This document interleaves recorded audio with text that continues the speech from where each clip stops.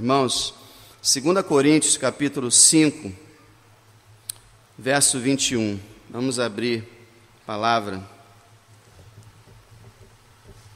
2 Coríntios 5, 21. Diz a palavra do Senhor. 2 Coríntios 5, 21. Aquele que não conheceu o pecado, o fez pecado por nós, para que nele fôssemos feitos justiça de Deus. Eu vou falar nessa noite, é muito simples e ao mesmo tempo muito profundo, mas é de fácil entendimento. Você que está aqui nessa noite, você vai conseguir entender intelectualmente isso, é muito simples, mas eu espero que você entenda espiritualmente essa verdade que vai ser dita. É uma verdade tão simples que muitas vezes as pessoas falam assim: não acredito, não acredito. É só isso? É só isso. É algo maravilhoso. Nós vamos estar falando sobre a maravilhosa troca, a bendita substituição que Deus realizou. Maravilhosa troca que houve, a maravilhosa substituição que houve quando Jesus Cristo tomou o nosso lugar na cruz para nos salvar. O Evangelho, diz o apóstolo Paulo, ele é o poder de Deus para a salvação de todo aquele que crê. No Evangelho se manifesta o poder de Deus. Deus age na alma humana, Deus salva, Deus transforma, Deus liberta por meio da verdade do Evangelho. E o coração do Evangelho, o centro, o núcleo, o cerne do Evangelho é essa substituição. Essa mensagem da substituição é o coração do Evangelho. A Bíblia diz que Deus quis nos oferecer uma nova oportunidade. Leia no versículo 17. Olha o versículo 17. Assim que, se alguém está em Cristo, nova criatura é, ou nova criação é. As coisas velhas já passaram, eis que tudo se fez novo. Então Deus quer dar uma oportunidade nova para você, uma nova chance. Uma segunda oportunidade, apagar o teu passado e reescrever o teu futuro. Olha, as coisas velhas já passaram, eis que tudo se fez novo. Então Deus quer apagar as coisas velhas do passado e fazer tudo novo na sua vida. Ele quer te dar uma nova oportunidade. É o que diz a palavra de Deus. Deus quer te reconciliar com Ele. Olha o versículo 18 e 19. Tudo isso provém de Deus, que nos reconciliou consigo mesmo. Verso 19, isto é, Deus estava em Cristo reconciliando consigo o mundo. Deus quer se reconciliar com você. Como assim? Por que se reconciliar comigo? Qual o problema? O problema é que a Bíblia diz que Deus criou o primeiro casal, os primeiros seres humanos que habitaram o paraíso. Eles estavam em comunhão com Deus, mas eles pecaram e foram afastados da presença de Deus e punidos e condenados pelo seu pecado e passaram a morrer. E todos os seus descendentes também, esse pecado passou a eles passaram a morrer também e eles também nasceram afastados de Deus. Então a Bíblia diz que todo ser humano nasce afastado de Deus, nasce longe de Deus, nasce em estado de contenda com Deus. O ser humano, ele é, por natureza, inimigo de Deus, ele quer distância de Deus, ele não quer aproximação com Deus. Mas o Evangelho diz que Deus quer se reconciliar com você. Deus quer aproximar você dele. Deus quer te trazer de longe para perto. Deus quer quebrar as inimizades, desfazer desavenças, destruir qualquer impedimento, romper qualquer barreira que possa haver entre você e Deus.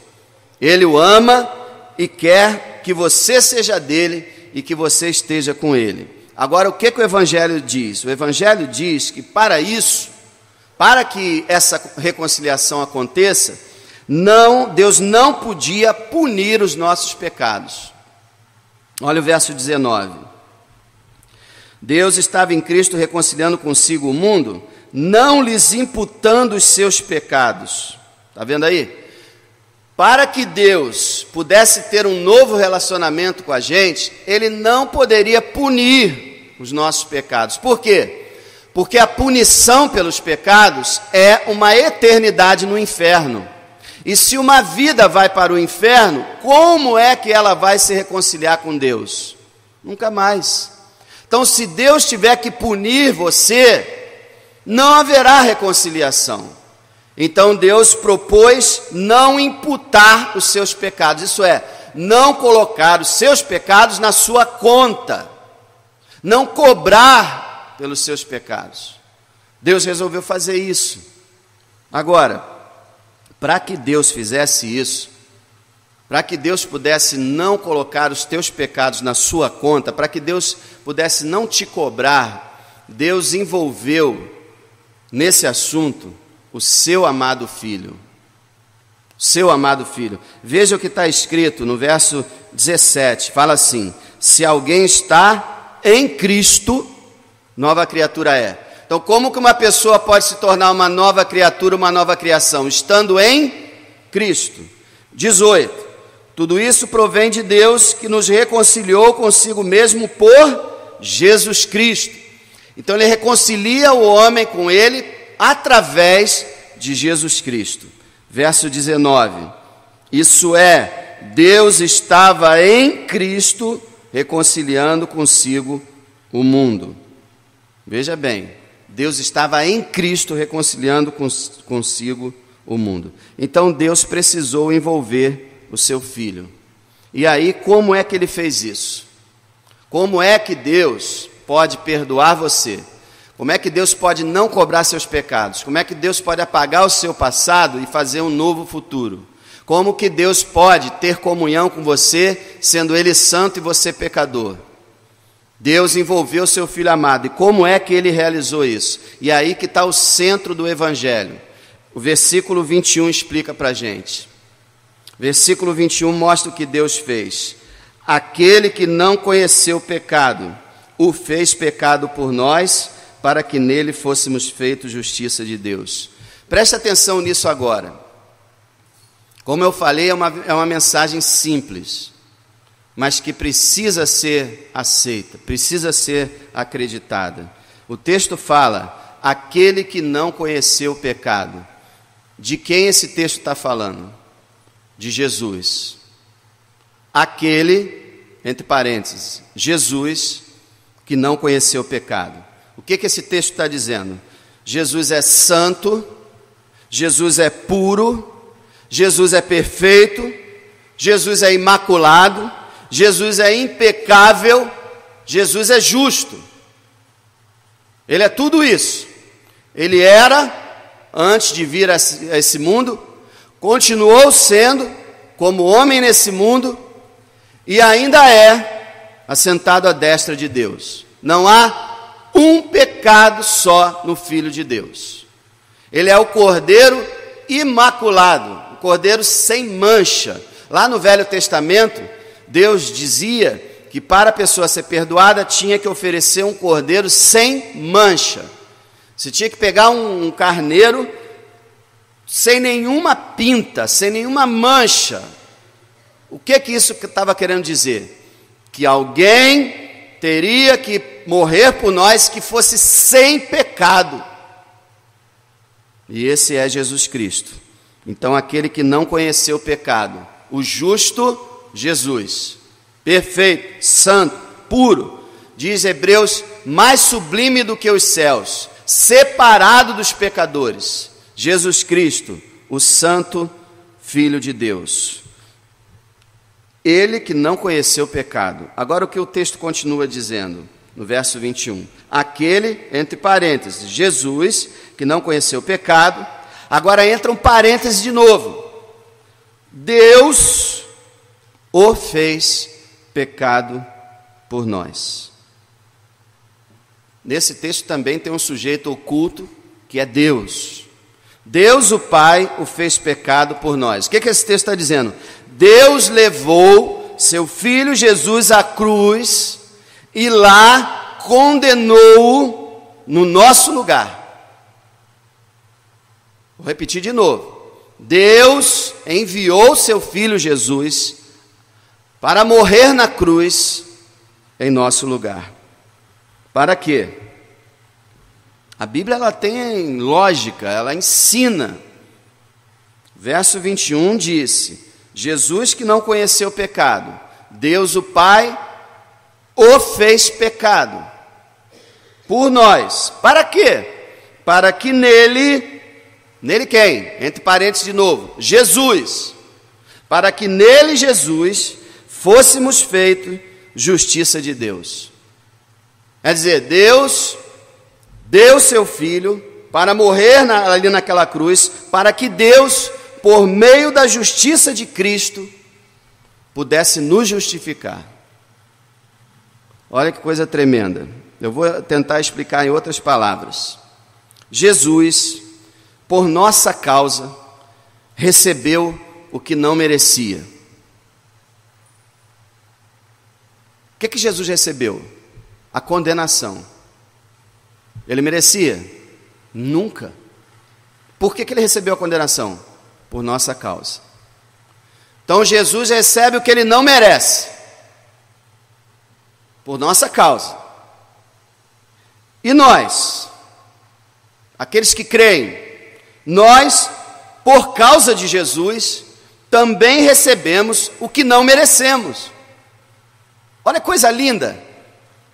Jesus, por nossa causa, recebeu o que ele não merecia. O quê? O inferno na sua alma. E nós, por causa dele, recebemos o que também nós não merecemos. O quê? Salvação eterna. O céu. Olha que coisa incrível. Ele recebeu o que não merecia, nós também recebemos o que não merecemos. Houve uma troca. Então Jesus merece o quê? O céu. Nós merecemos o quê? O inferno. Mas aí Jesus toma o nosso inferno e dá para nós o céu dele. Há uma troca. Há uma troca. Em outras palavras, o nosso pecado estava sobre Jesus. A justiça de Jesus está sobre nós, que cremos, os crentes. Olha que coisa maravilhosa. Nosso pecado estava sobre Jesus. Jesus, quando estava na cruz, Deus o Pai olha para a cruz e não vê seu Filho. Ele vê o nosso pecado.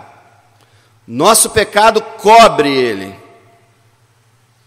E ele é punido por causa do nosso pecado, como se ele fosse pecador.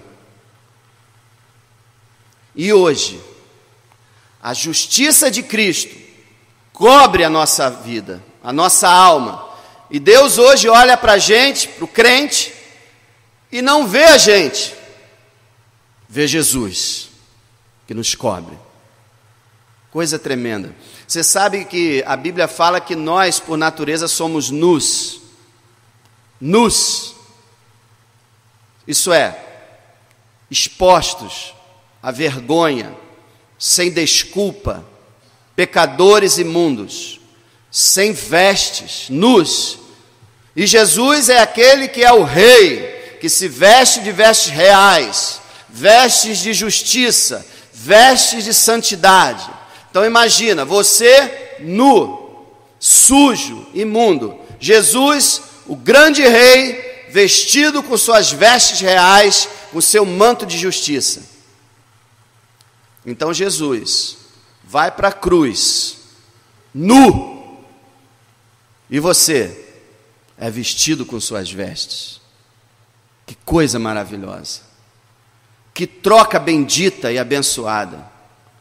Você é vestido com as vestes de Cristo.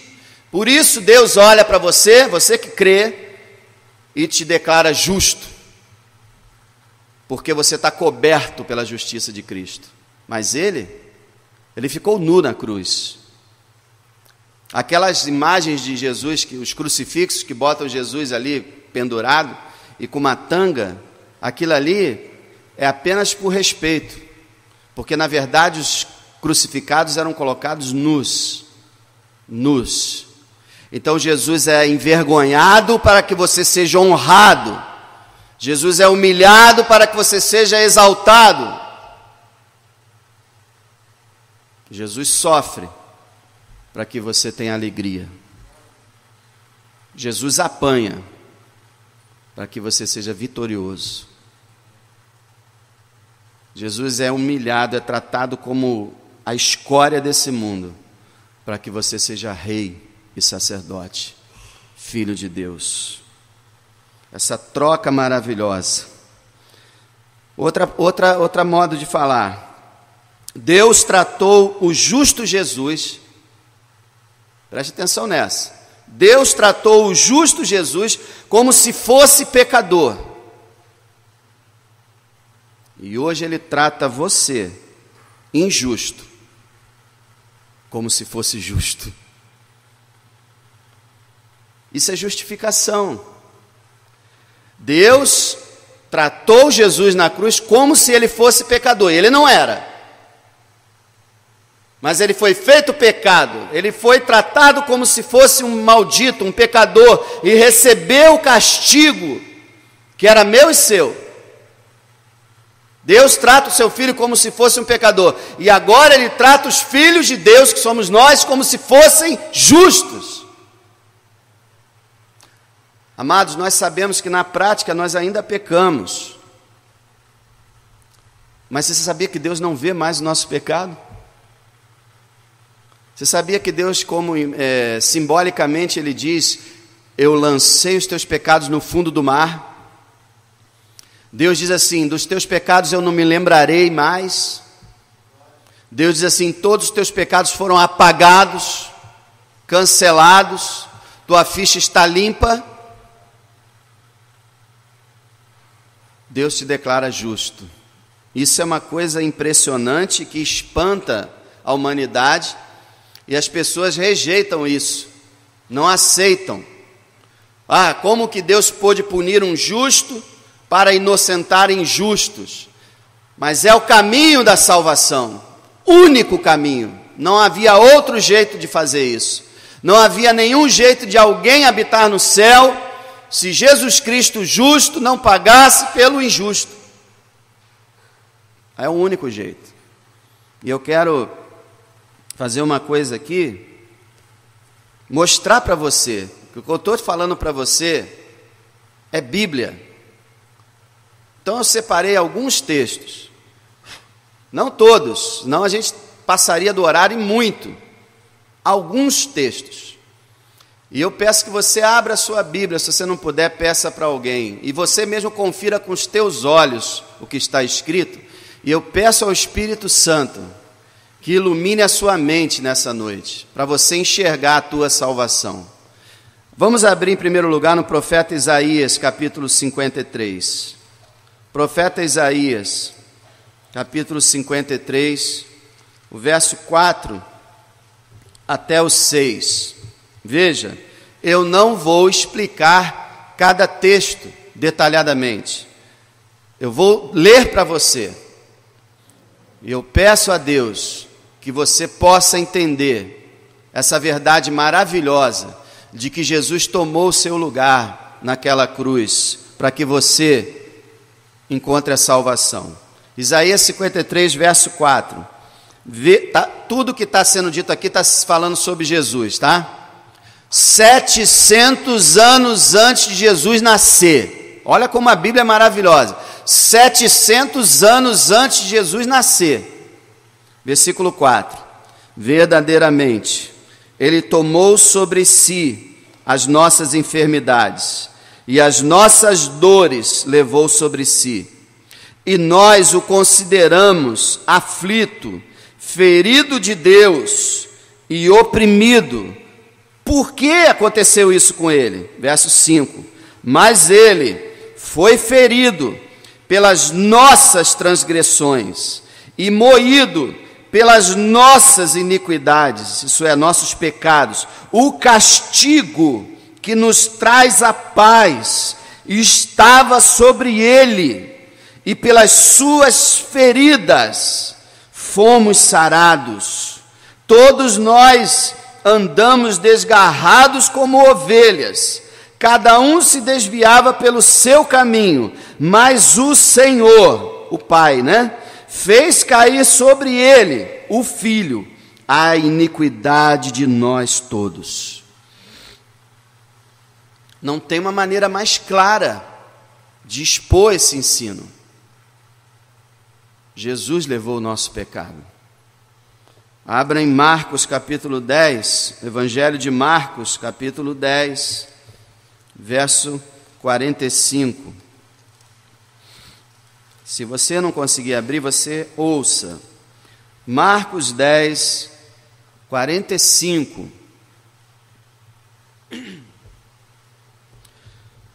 Jesus falando dele mesmo. Jesus, ele se auto-intitulava o Filho do Homem, tá? Porque o Filho do Homem também não veio para ser servido, mas para servir e dar a sua vida em resgate de muitos.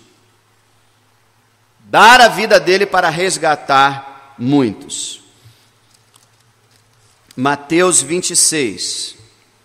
Mateus 26.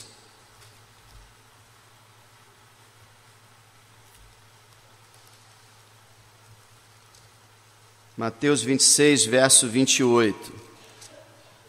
Uma palavra que nós lemos sempre na ceia. No momento da ceia do Senhor, Jesus diz assim, Mateus 26, 28, porque isto é o meu sangue. Ele pega o cálice que tem vinho, e ergue e dá aos seus discípulos, e diz assim, porque isto é o meu sangue, sangue do Novo Testamento, que é derramado por muitos, para a remissão dos pecados. Aqui ele fala o sangue do Novo Testamento, que vai ser derramado por muitos, no lugar de muitos, para a remissão dos pecados. Abra agora, lá no final da Bíblia, 1 Pedro, capítulo 1, versículo 18. Presta atenção no que a gente está lendo. Você pode estar falando assim, o pastor parou de pregar. Pelo contrário, agora Deus está pregando mais diretamente ainda, porque a sua palavra está sendo lida. E a palavra de Deus é muito, muito, muito, muito mais poderosa do que qualquer pregador falando. Então, ouça a voz de Deus. 1 Pedro, capítulo 1, verso 18 e 19.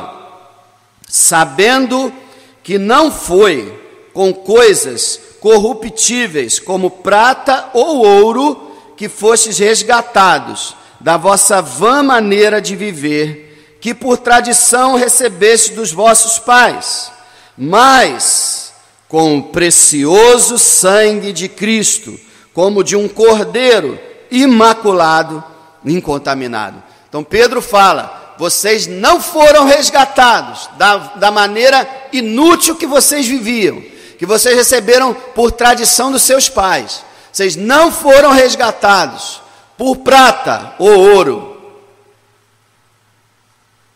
mas pelo precioso sangue de um cordeiro puro e imaculado, Jesus Cristo. O sangue de Jesus Cristo vale mais do que o universo inteiro. Prata e ouro não compram salvação, mas o sangue de Jesus compra. E nós fomos resgatados por ele. 1 Pedro 2, 24. Capítulo 2, verso 24. Falando sobre Jesus Cristo, 2, 24. Pedro diz assim, levando ele mesmo em seu corpo os nossos pecados sobre o madeiro, para que, mortos para os pecados, pudéssemos viver para a justiça, e pelas suas feridas fostes sarados. Coisa maravilhosa, coisa tão clara. Ele levou naquela cruz sobre o corpo dele nossos pecados. Como é que foi isso? Foi da seguinte forma, como eu disse, Jesus foi condenado como se fosse eu, como se fosse você. A culpa que nós temos, ele carregou sobre seu corpo, sobre sua alma, naquela cruz. E aí Pedro cita Isaías: e pelas feridas dele somos sarados. 1 Pedro 3, verso 18. 1 Pedro 3, verso 18. Porque também Cristo padeceu, quer dizer, sofreu, morreu uma vez pelos pecados. Aí, está claro, por que ele padeceu? Pelos pecados. O justo pelos injustos. Está claro para você? O justo Jesus pelos injustos, nós. Para quê? Para levar-nos a Deus. Olha que maravilha. Eu não comecei dizendo que Deus quer reconciliar você com Ele? Muito bem, Deus quer levar você para Ele. Deus quer levar você à presença dEle. Deus quer levar você para viver com Ele eternamente. E aí o que Ele faz? Dá o seu amado Filho, o justo Jesus Cristo, para morrer pelo injusto, que é você, para que você seja declarado justo, inocentado e possa estar com Deus para sempre. Muito claro, uma criança entende isso. E essa é a maravilha das maravilhas. Jesus uma vez ele disse assim: se você quiser entrar no reino do céu, torne-se como uma criança. O que ele estava dizendo? Para entrar no reino do céu não tem que ser filósofo, não tem que entrar em faculdade, não precisa ser erudito, nem escolado, nem doutorado, não precisa saber ler com habilidade, não precisa ter conhecimentos variados. A única coisa que precisa é acreditar nessa simples mensagem: Jesus morreu por você. Uma criança. É por isso que a gente aprende na história da igreja, crianças foram convertidas a Deus. Nós batizamos aqui a Letícia com 9 anos, e a história da igreja fala de crianças de 6 anos, recebendo o novo nascimento. 6 anos. Não é difícil entender que Jesus amou tanto você, que morreu por você. Não é difícil entender, não é mesmo? Apocalipse capítulo 1. Apocalipse capítulo 1.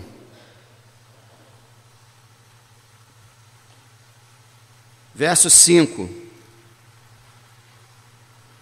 Apocalipse 1, 5.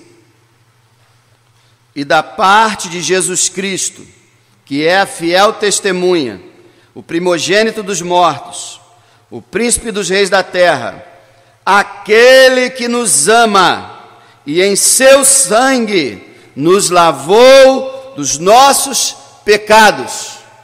Está muito claro. Ele lavou os nossos pecados no seu sangue.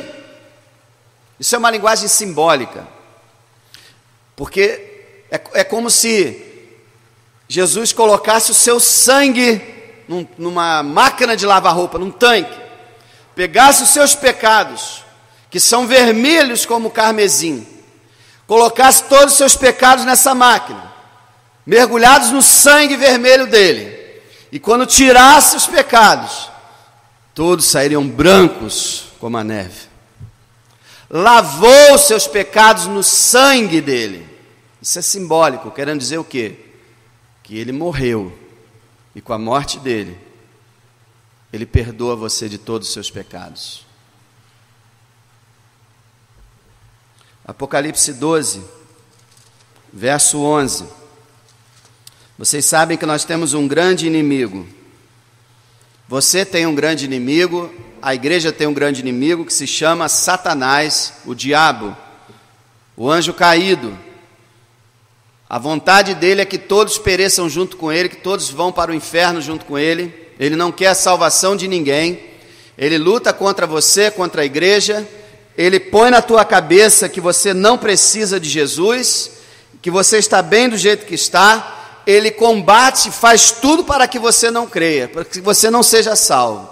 Mas como você pode vencer o diabo? Há um povo que vence o diabo. Qual o nome desse povo? Igreja. Igreja de Jesus Cristo. Os santos do Senhor, os remidos do Senhor, vencem o diabo. O diabo não lhes toca. O diabo não pode pegar um salvo e levar para o inferno.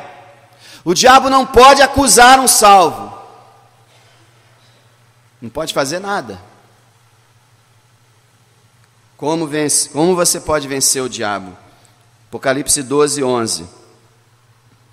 E eles, o povo de Deus, e eles o venceram pelo sangue do Cordeiro.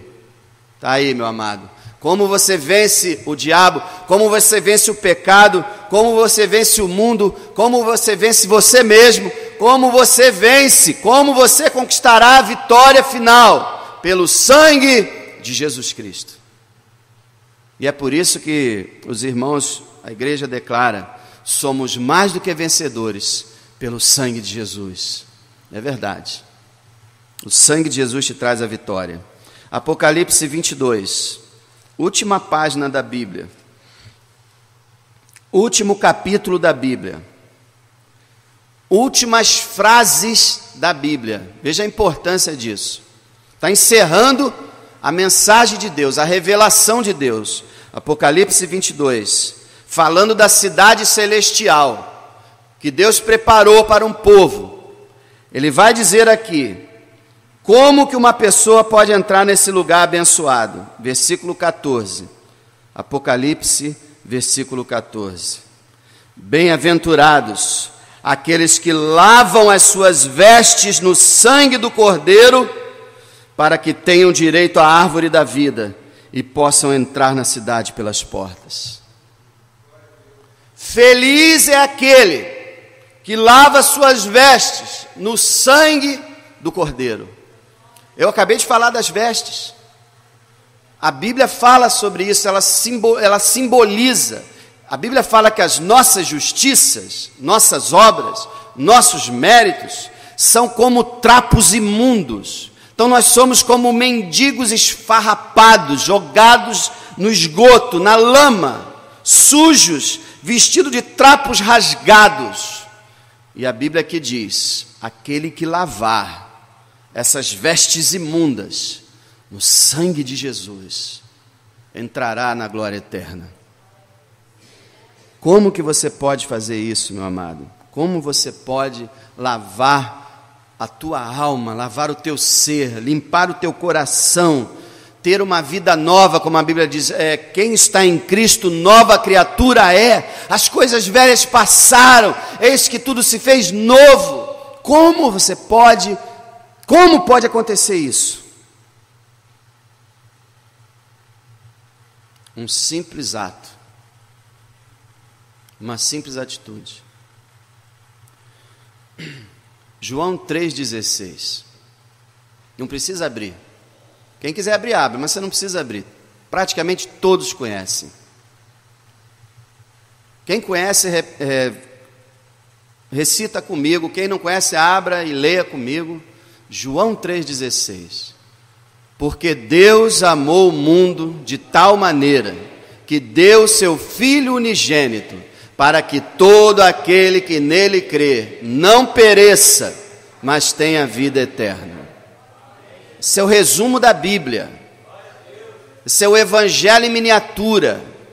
Toda a verdade de Deus está contida aqui. Deus amou você tanto, de tal maneira, que deu seu Filho. Ele veio da glória, tornou-se humano, deu seu filho na cruz do Calvário, deu seu filho para agonizar, para sangrar, para sofrer a ira divina, deu seu filho para levar o seu pecado, deu seu filho para que todo aquele que nele crê não pereça, não vá para o inferno, mas tenha a vida eterna, vá para o céu. Amado, a Bíblia é clara, o destino da humanidade é descer, mas Deus quer que você suba.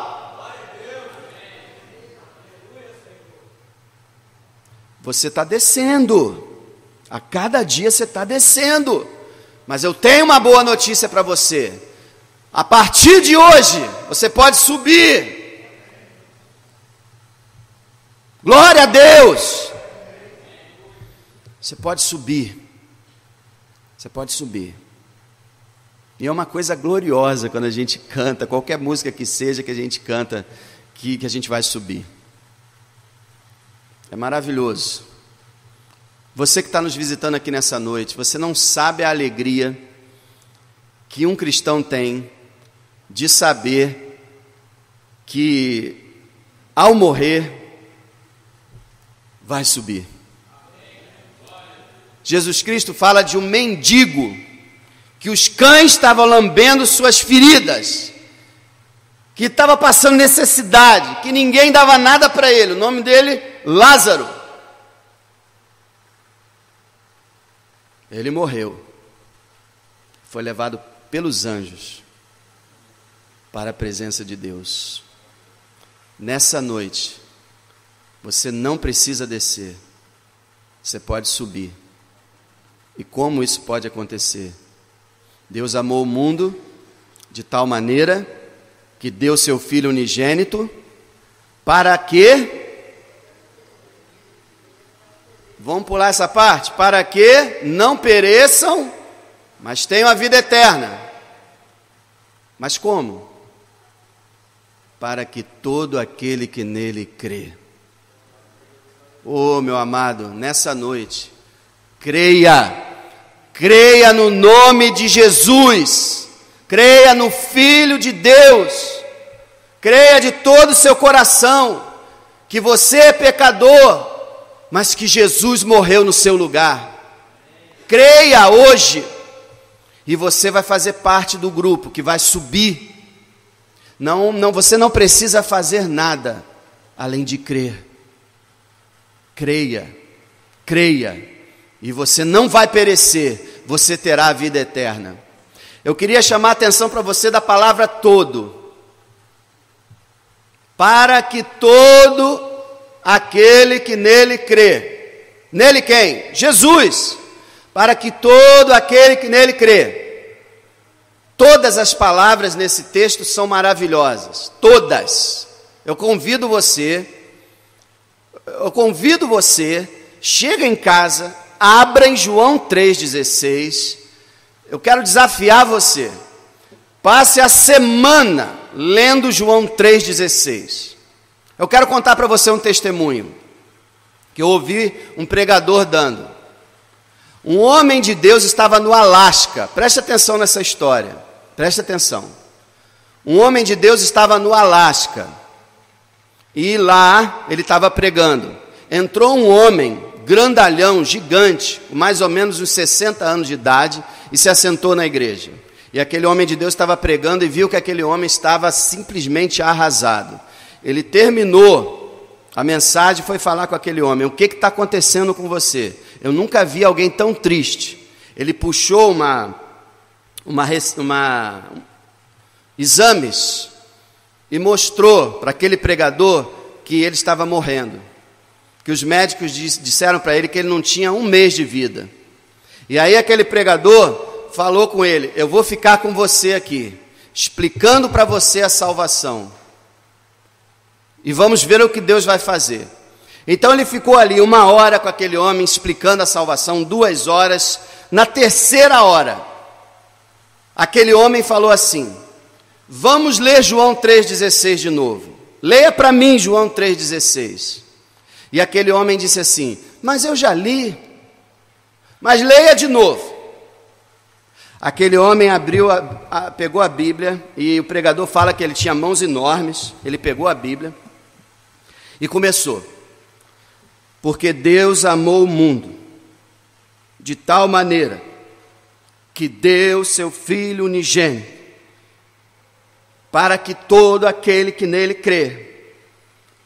E aí aquele homem começou a tremer, e as mãos dele tremiam, e ele começou a rir, e ele começou a glorificar, e ele começou a se alegrar, e ele disse o seguinte: eu creio, eu agora creio, eu sou salvo, eu tenho a vida eterna. E o pregador falou para ele: como é que você sabe? E ele virou para o pregador e falou assim: você nunca leu?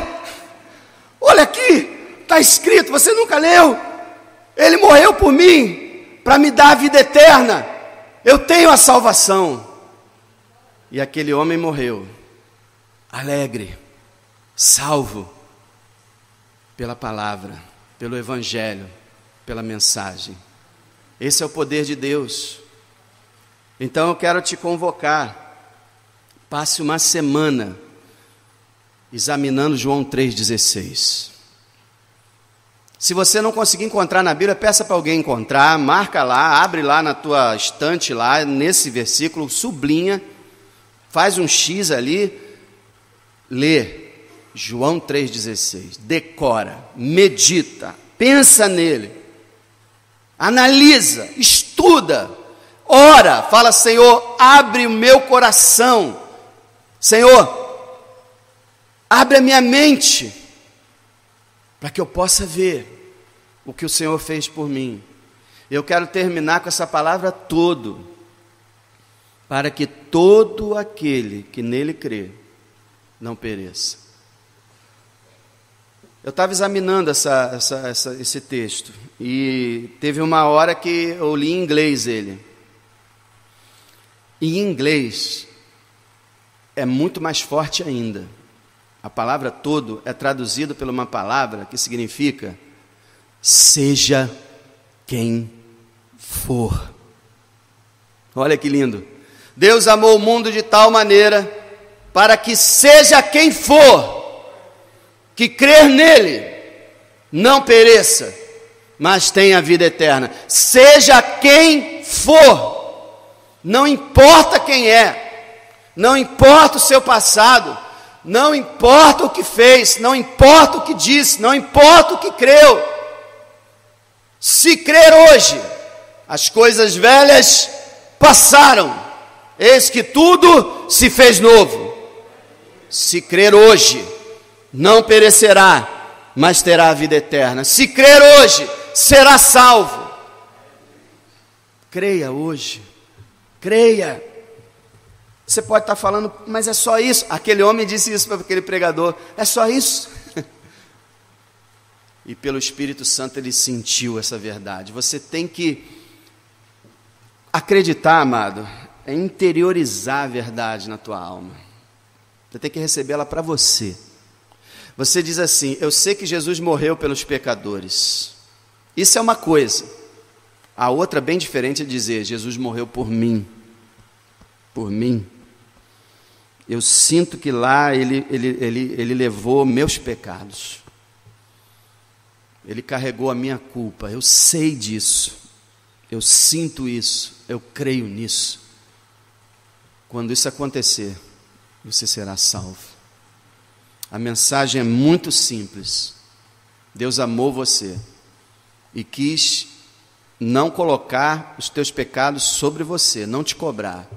Então ele colocou os teus pecados no seu filho, e o seu filho morreu naquela cruz para te trazer a salvação. É só isso. É só acreditar. Mas é muito simples. É. O caminho da salvação é simples. Mas eu não tenho que fazer nada? Não. Ah, mas eu quero fazer alguma coisa? Não. Aí é que está, aí que as pessoas se quebram. Não, eu tenho que fazer alguma coisa, eu tenho que dar dinheiro, eu tenho que contribuir, eu tenho que... pagar promessa, eu tenho que me esforçar. Não! Só crer. Só crer. Você não tem que fazer nada. Jesus já fez. Jesus já fez na cruz. É só acreditar. É um dom de Deus. É um presente de Deus. Acredite e você receberá. Creia e você será salvo. Que Deus te abençoe, que Deus te ilumine, que Deus abra a sua mente para você entender essa verdade. E aí você também fazer parte do povo de Deus e no último dia você subir para a glória de Deus. Vamos ficar de pé, vamos louvar o Senhor.